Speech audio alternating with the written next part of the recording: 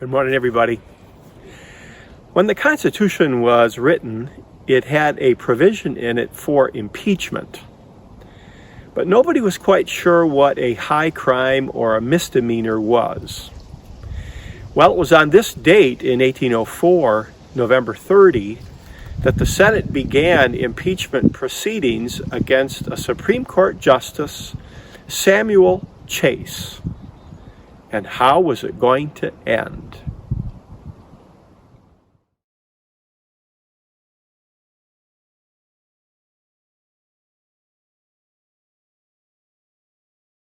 We became independent from Britain. We were ruled by the Articles of Confederation, and here's the first page of that.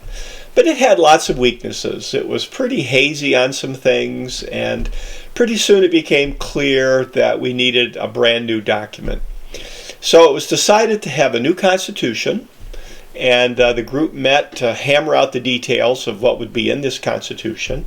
There were lots of debates, and it's fascinating to read an account of what they debated, but one of them had to do with impeachment.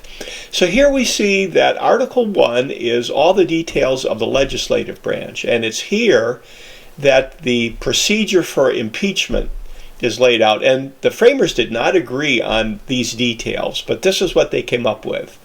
That impeachment begins in the House, which does the investigation and brings the charges, and then it's the Senate that conducts the trial, 2/3 vote needed for removal. So impeachment doesn't necessarily mean removal because there's a trial.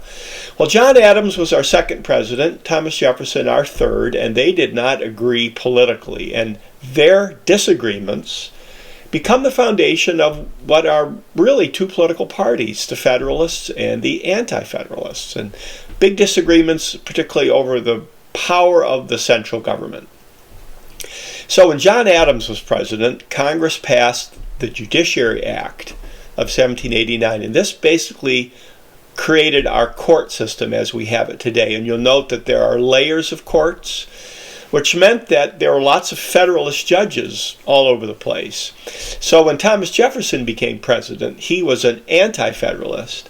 He didn't like that, and he wanted to use his political influence to minimize the power of these Federalist judges because he was anti-Federalist. And this is part of the background of our story.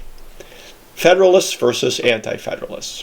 So here's Samuel P. Chase. He was appointed to the Supreme Court by George Washington. He was a very prominent lawyer in Maryland, and he was very active in Maryland government. He was in the Maryland General Assembly. He represented Maryland at the Continental Congress. He was known as a pretty savvy guy, and he also signed the Declaration of Independence. So here you can see his signature under Hancock. So he was appointed justice by Washington. He was a strong Federalist, and he really bugged Thomas Jefferson, both with his opinions and his attitude. So Jefferson used his influence to bring charges against Chase. And the question is, are opinions the same as misdemeanors and high crimes? And this is why this is such an important court case. What does it mean to have a high crime or a misdemeanor? So the House of Representatives brought 8 charges against Chase, but in Chase's defense, his lawyers argued that opinions and behavior don't rise to the level of a high crime or a misdemeanor. And Chase was acquitted on all counts. And that's why this is so important, that opinions aren't really the same as a high crime.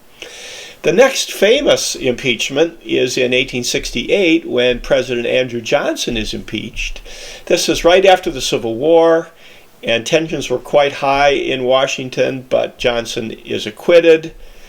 And again, it preserves the president from simply being dismissed just because people don't like him. Now, at the same time, 1803, in the court case Marbury versus Madison, the Supreme Court takes to itself the power to declare things unconstitutional. So in our early years, we're figuring out this stuff, particularly the roles of the courts. And even today, here's a picture of Washington. You see the Capitol. In the right corner, the Supreme Court.